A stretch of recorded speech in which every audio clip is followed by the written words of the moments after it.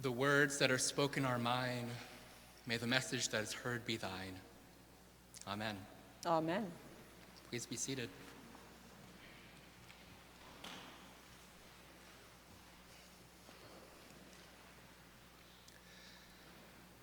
I would like to invite you to close your eyes for a moment. Imagine that you are sitting in a dark stone chapel in the early morning before dawn. You are sitting on an old, worn wooden pew, surrounded by a small community of beloved friends. A gentle glow of light slowly begins to creep in through the corner of an old stained glass window. And you stand, and in one voice, a low chant begins.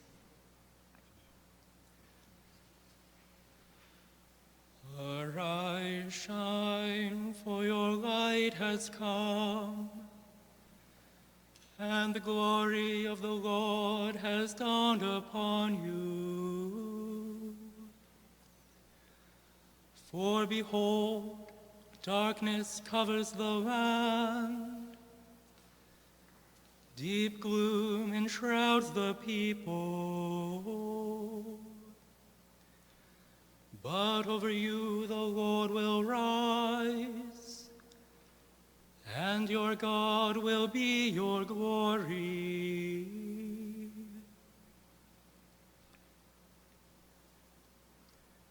And as you continue to pray, the light grows brighter, and the whole room is filled with a dazzling brilliance. But you don't stay. You get up, you go out into the new morning, and you do the work of the day. Now, I will never be able to hear today's lesson from Isaiah without singing, at least in my heart. And that song is what sustains me when I am in the midst of what feels like deep darkness and confusion and exhaustion. This ancient tradition of the church has the ability to keep us rooted when we are lost and adrift. Today, in the midst of constant turbulence, we are reminded that our light has come.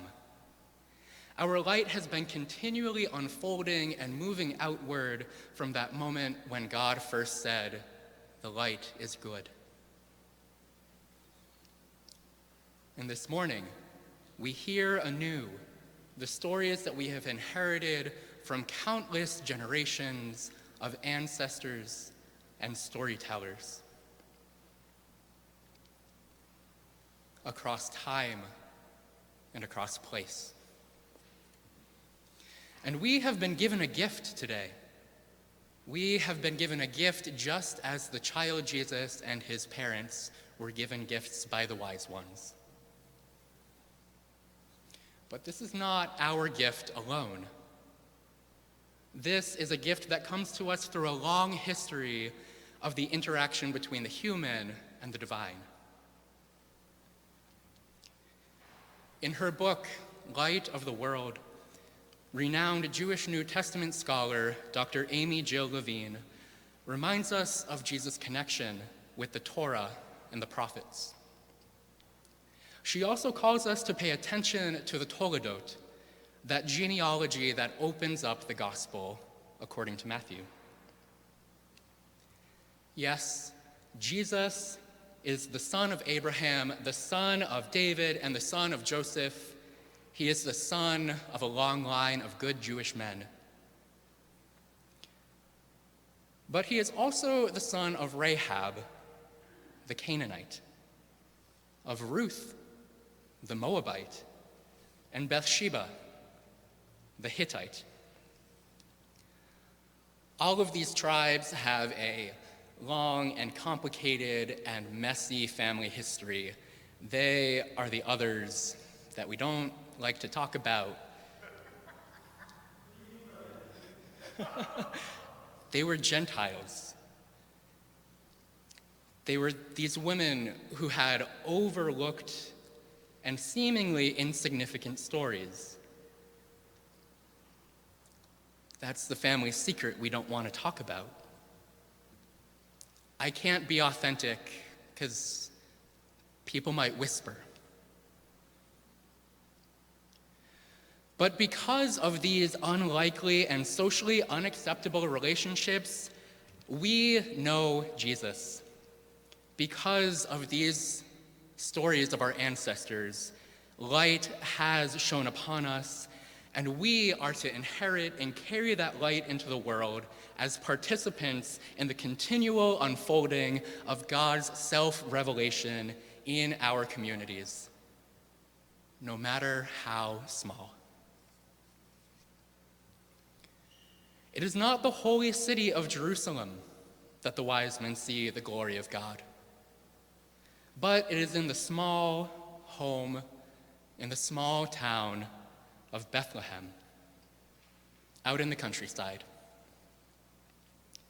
Yet Matthew reminds us that the prophet Micah writes, "And you, O Bethlehem, in the land of Judah, are by no means least among the rulers of Judah."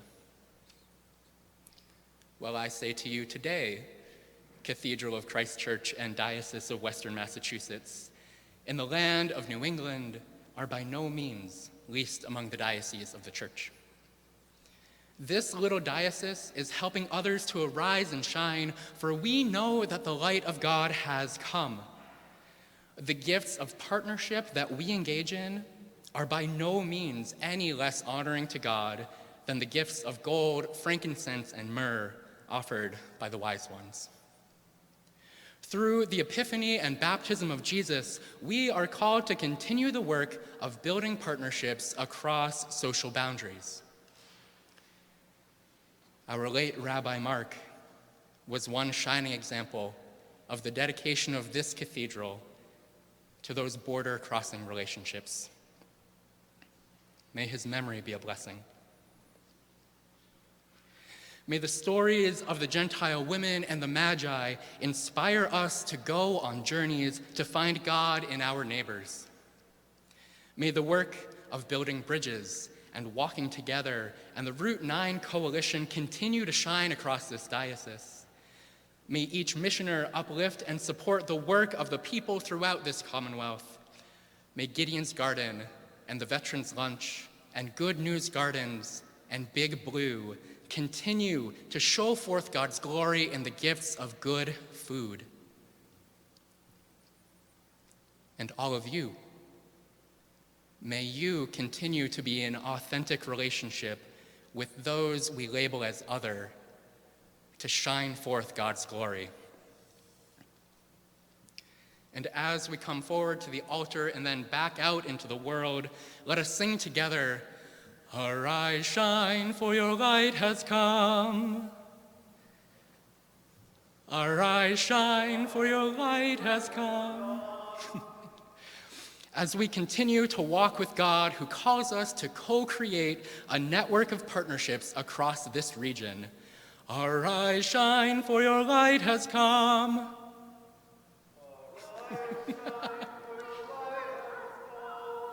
As we remember Rabbi Mark and our siblings of other faiths, arise, shine, for your light has come. Arise, shine, for your light has come. Because God is doing something glorious this Epiphany, and we are invited to participate. Amen.